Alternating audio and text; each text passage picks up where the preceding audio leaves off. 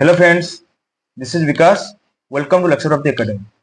आज के क्लास में हम इंटेलिजेंस यानी बुद्धि के बारे में डिटेल्स में डिस्कस करेंगे और मैं आपको ये वादा करता हूं आज के क्लास के बाद तुम्हारा जितना भी डाउट्स है ना साइकोलॉजी को लेकर और साइकोलॉजी का और एक इंपॉर्टेंट चैप्टर जो कि इंटेलिजेंस है, तो उसका पूरा डाउट्स तुम्हारा क्लियर हो जाएगा। ठीक है, सो देर न करके आज का क्लास स्टार्ट करते हैं। So first we are going to discuss about what is intelligence यानी बुद्धि क्या है।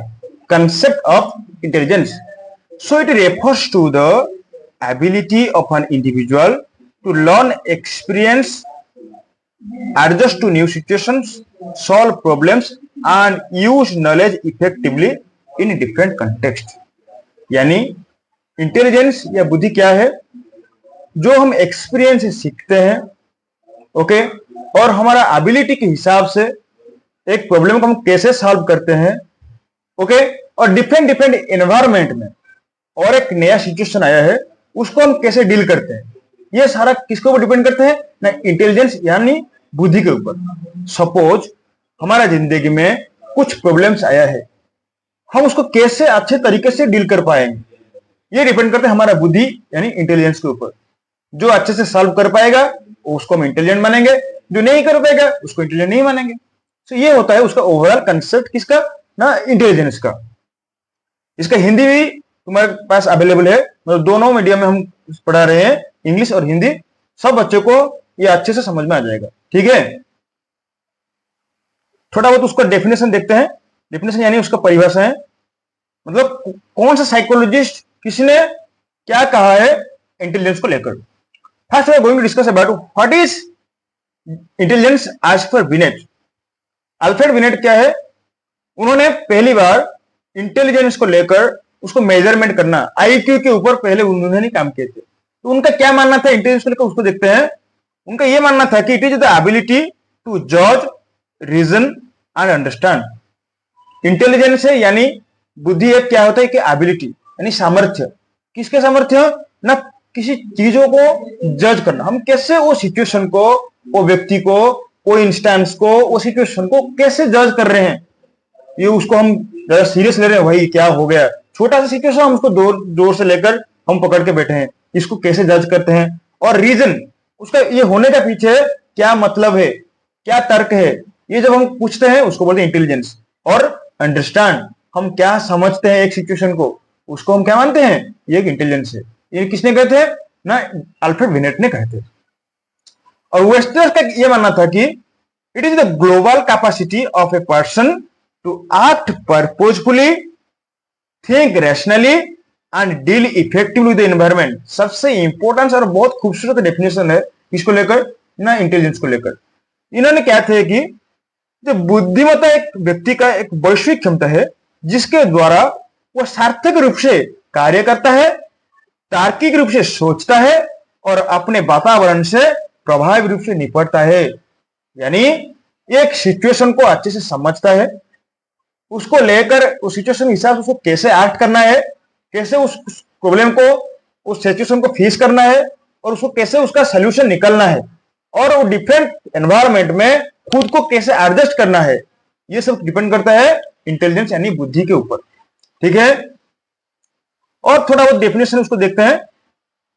टर्मन ने क्या कहा ना? Intelligence is an ability to carry an abstract thinking. Abstract thinking यानी अमूर्त सोचना। अमूर्त सोचना मतलब क्या होता है कि हम जो देख नहीं पा रहे हैं, हमारे पास उसका कंक्रीट वैल्यू नहीं है, मतलब ठोस सबूत नहीं है, हम सोच रहे हैं, तर्क लगा रहे हैं, उसका होने का पीछे क्या मतलब हो सकता है, अगर ये हुआ तो ये क्या हो सकता है, ये जो हो सकता है, होगा तो क्या करूंगा, ये जो चीज होता है ना उसको बोलते हैं एब्स्ट्रैक्ट थिंकिंग। सो इंटेलिजेंस क्या है? ये एब्स्ट्रैक्ट थिंकिंग ऊपर काम करने को जोर देता है। ठीक है, और मून ने क्या कहा? मून ने कहा कि intelligence is a flexibility of mind to meet the new situation.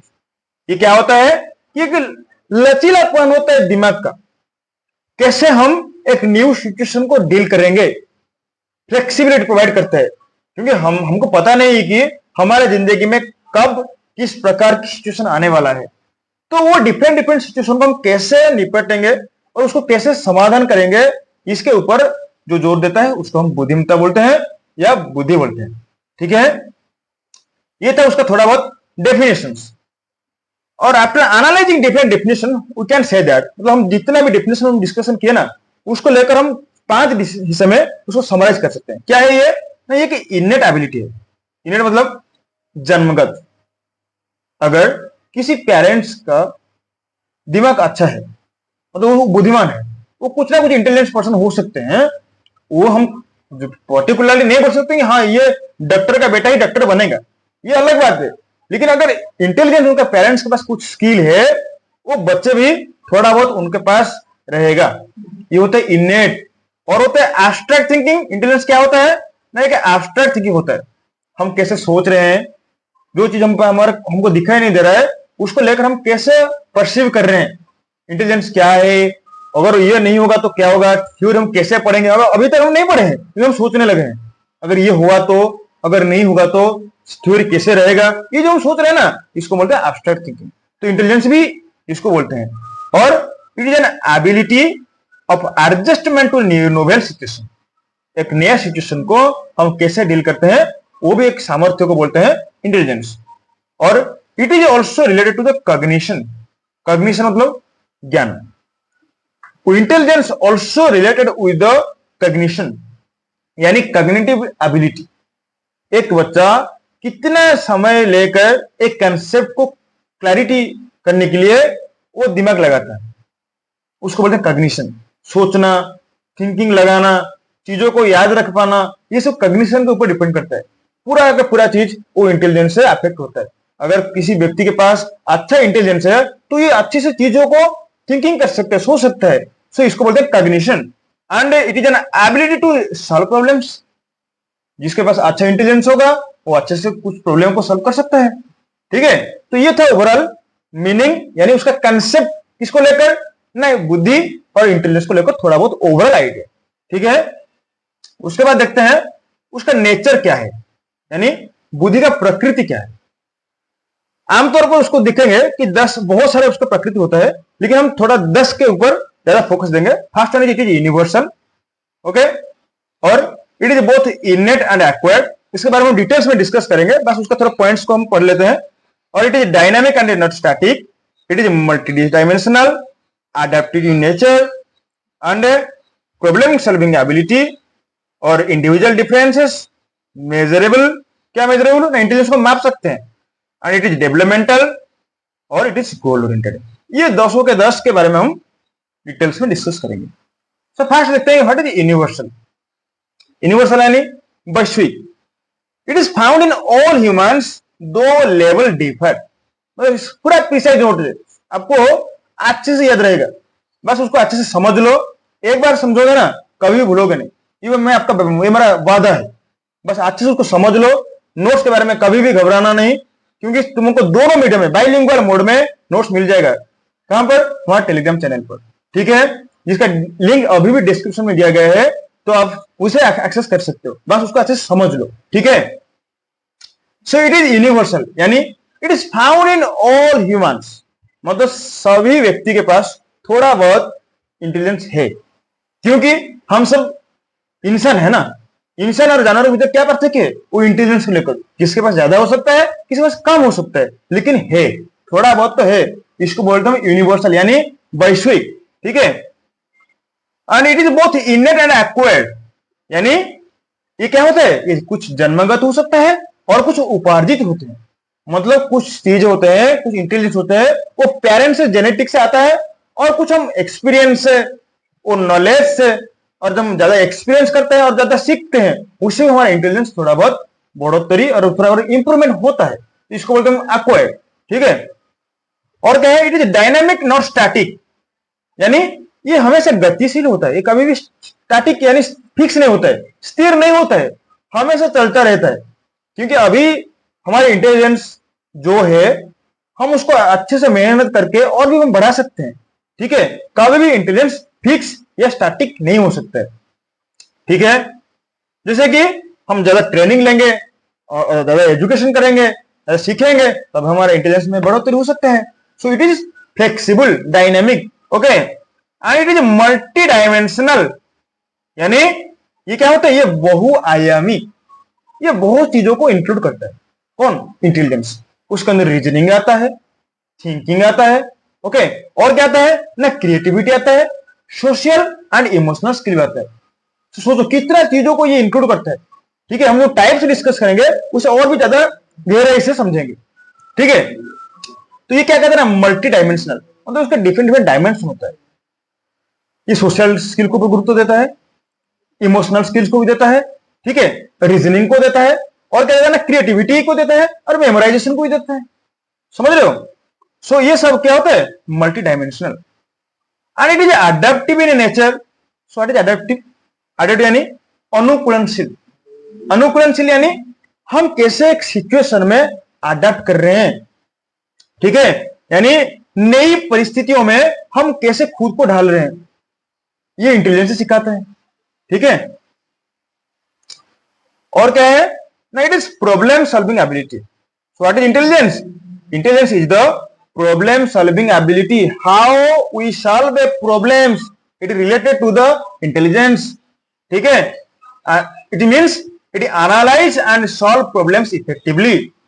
Intelligence help करता है एक प्रॉब्लम्स को अच्छे से एनालाइज करने में, और उसको सिंथेसाइज करके एक पर्टिकुलर सॉल्यूशन प्रोवाइड करने में इंटेलिजेंस का बहुत बड़ा योगदान होता है। ठीक है, क्योंकि अगर हमारे पास अच्छा इंटेलिजेंस नहीं होगा ना, तो हम उसको अच्छे से एनालाइज नहीं कर पाएंगे। एक सिचुएशन को, एक पर्टिकुलर सिचुएशन को दो persons, even both are twins also, वो भी एक सिचुएशन को समान तरीके से डील नहीं कर पाते हैं, क्योंकि वो डिसाइड करता है उसके इंटेलिजेंस के लेवल के ऊपर। ठीक है, so it is decided by the intelligence to solve a problems, okay, and it is individual differences. Intelligence found in individual differences, जैसे मतलब व्यक्तिगत भिन्नता, जैसे व्यक्ति अलग अलग होते हैं उसी तरह इंटेलिजेंस भी डिफरेंट डिफरेंट होता है। और it is measurable, we can measure the intelligence. हम क्लास के स्टार्टिंग से हम बोले थे, क्या बोला था मैंने, कि अल्फ्रेड बिनेट ने पहली बार उन्होंने इंटेलिजेंस को लेकर मापना का काम स्टार्ट किए थे, मेजरमेंट करना है, आईक्यू कितना होता है, आईक्यू यानी इंटेलिजेंस क्वेश्चन। जब हम मेजरमेंट और इंटेलिजेंस का पूरा चैप्टर पढ़ेंगे, हमारा पूरा ऐसे वीडियो हम बनाएंगे ना, तो उनको पूरा आसानी होगा, क्लास समझ में आएगा, पूरा कॉन्सेप्ट तुम्हारे दिमाग में रहेगा, पूरा इंटेलिजेंस। ठीक है, जब मेजरमेंट और इंटेलिजेंस पढ़ेंगे तब आईक्यू के बारे में डिटेल्स पढ़ेंगे, किसको हम इडियट सेक्शन में लाते हैं, किसको हाई इंटेलिजेंस बोलते, सुपर इडियट बोलते हैं, तो उसको डिटेल्स पढ़ेंगे।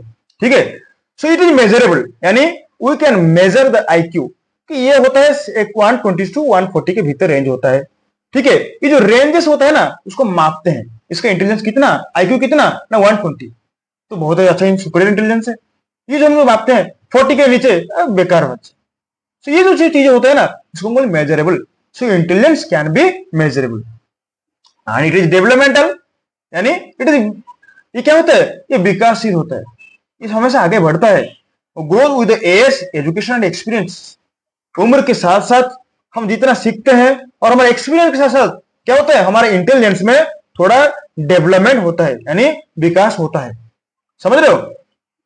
और इट इज गोल ओरिएंटेड, यानी उसका लक्ष्य निर्दिष्ट होता है, और it is knowledge to achieve life goals, वो कुछ ना कुछ पैरामीटर्स, उसको लक्ष्य सेट करता है, मुझे यहां तक जाना है, उसी दिशा में मुझे काम करना है, और मुझे वहां तक पहुंचना है।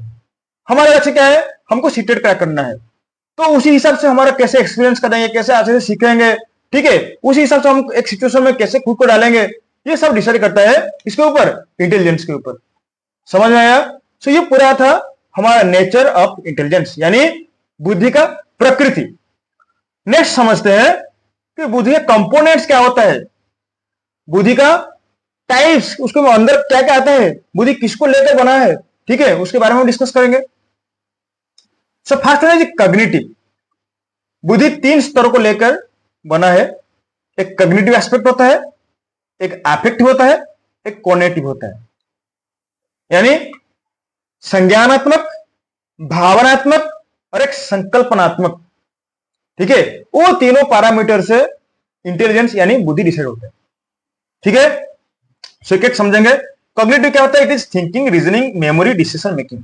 यानी संज्ञानात्मक क्या होता है, सोचना, रीजनिंग, तर्क देना, और क्या करना, मेमोराइज करना, स्मृति में डालना, हम कैसे चीजों को मेमोराइज कर पा रहे हैं, ये सब कॉग्निटिव के एस्पेक्ट को डिपेंड करता है। और निर्णय लेना, कैसे हम डिसीजन ले पा रहे हैं, ये सब डिसीजन करता है किसके ऊपर, ना हमारा कॉग्निटिव एबिलिटी के ऊपर, जो कि इंटेलिजेंस का एक प्रमुख हिस्सा होता है।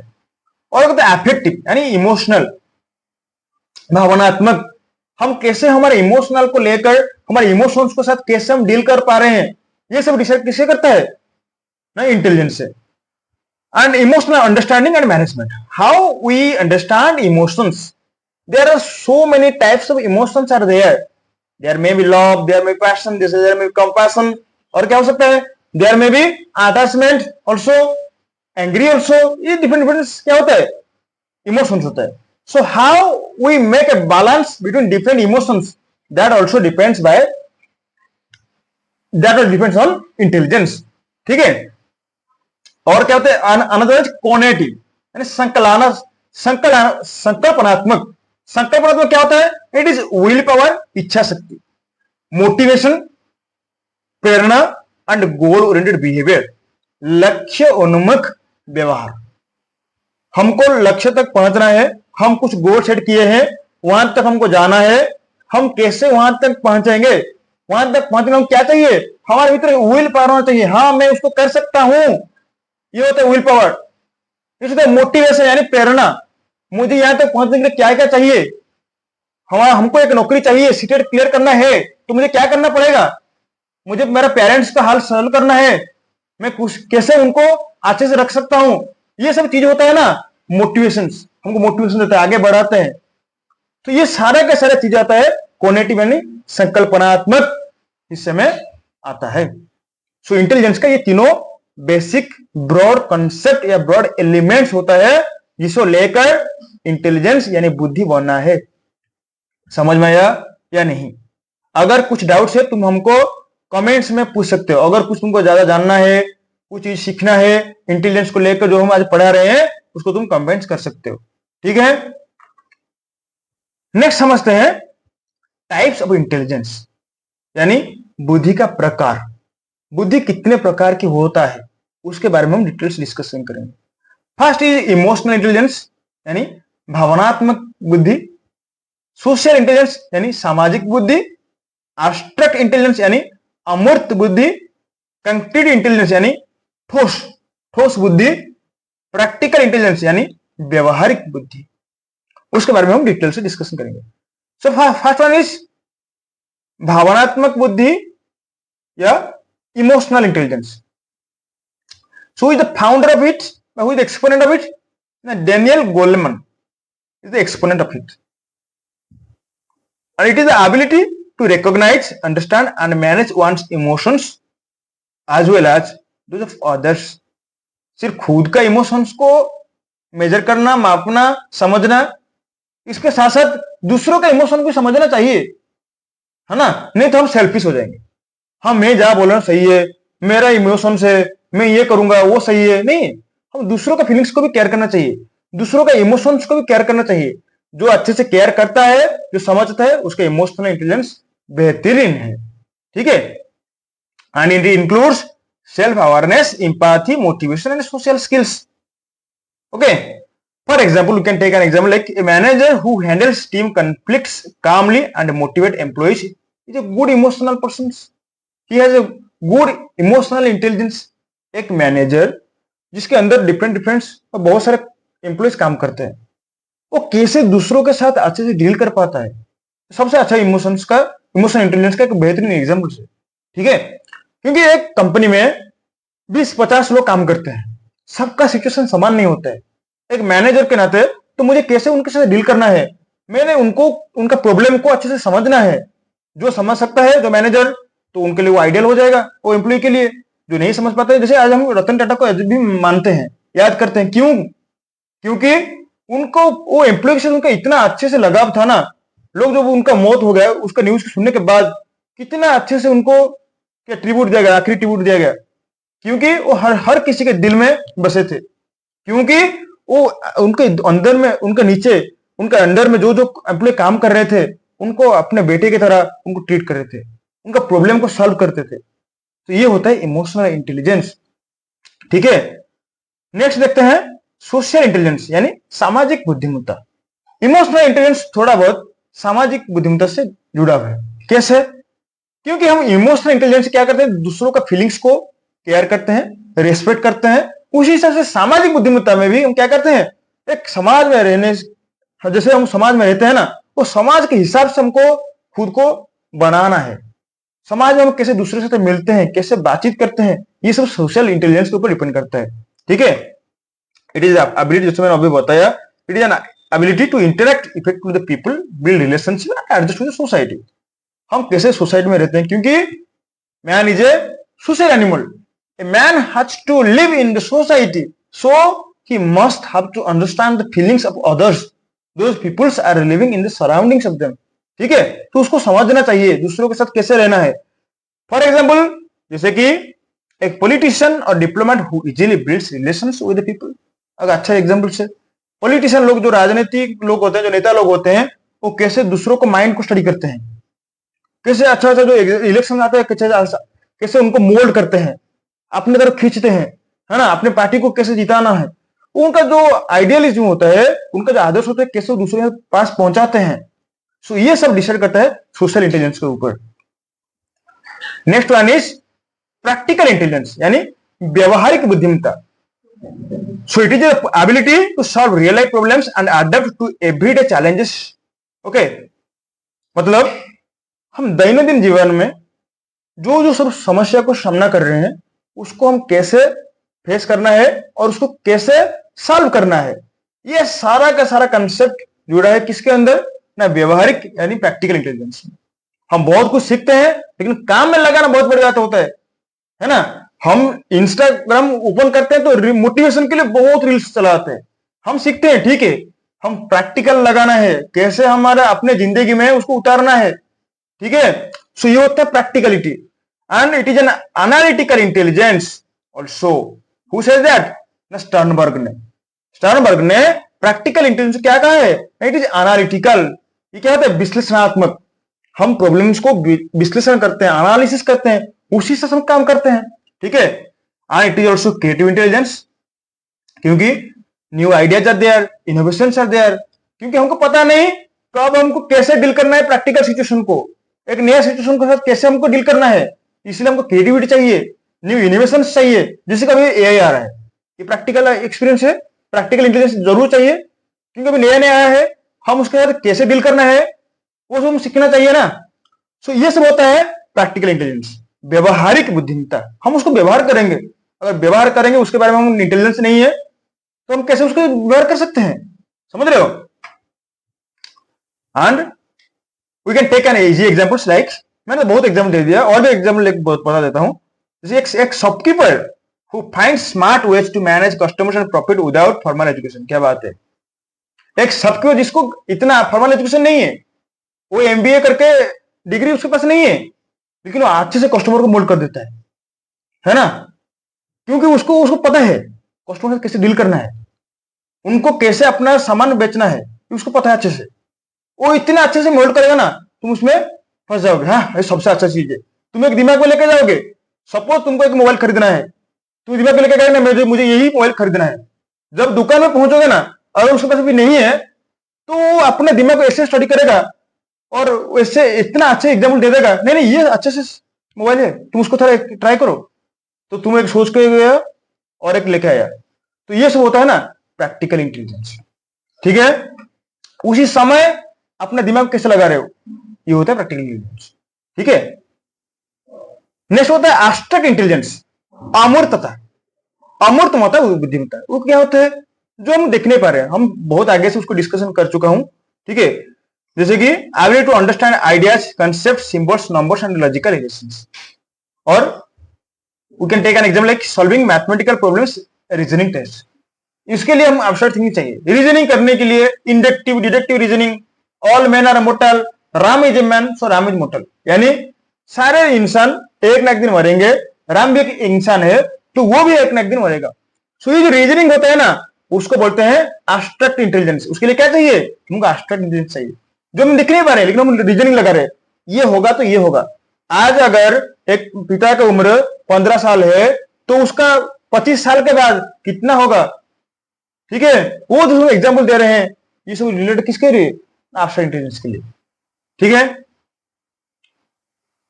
और नेक्स्ट वन इज ठोस बुद्धिमत्ता, concrete intelligence, ability to deal with things, objects and materials, जो उसके पास है उसको हम कैसे यूटिलाइज करेंगे, उसको बोलते हैं कंक्रीट इंटेलिजेंस। ओके, जैसे फॉर एग्जाम्पल एक carpenter designing furnitures and engineering fixing machines, जैसे कारपेंटर कैसे अच्छे से उसको डिजाइन, जो भी चीज उसके पास है, जो लकड़ी उसके पास है, उसको लेकर वो कितना अच्छे से फर्नीचर्स बना रहे हैं, ये होता है कंक्रीट इंटेलिजेंस। उसको वो कितना क्रिएटिविटी अपना यूज कर रहे हैं, वो होता है कंक्रीट इंटेलिजेंस। ठीक है, सो इतना पूरा कंप्लीट। आज हम क्या डिस्कशन किए ना, बुद्धि क्या है, बुद्धि का कंसेप्ट, बुद्धि का प्रकृति, बुद्धि का कंपोनेंट्स और बुद्धि का टाइप्स, पूरा अच्छे से डिस्कशन किए। अगर आपका कुछ भी डाउट्स है तो आप हमको कमेंट्स में आपका प्रॉब्लम्स बता सकते हो। अगर आपको नोट्स चाहिए तो नोट्स के लिए घबराना नहीं, आपको बोथ लैंग्वेज में, बोथ इंग्लिश और हिंदी मीडियम में पूरा नोट्स आपको टेलीग्राम चैनल में मिल जाएगा। ठीक है, जिसका लिंक डिस्क्रिप्शन में है। अगर तुमको हमारा क्लास अच्छा लगा तो हमारे वीडियो को जरूर लाइक करना और शेयर करना। ओके, और पास में जो बेल आइकन है ना, उसको जरूर दबा देना, ताकि हमारा जितना भी हम लेटेस्ट अपडेट आएगा तुम्हारे पास पहुंच सके। ठीक है, I hope this class is very useful for you. तो आज के लिए इतना, थैंक यू।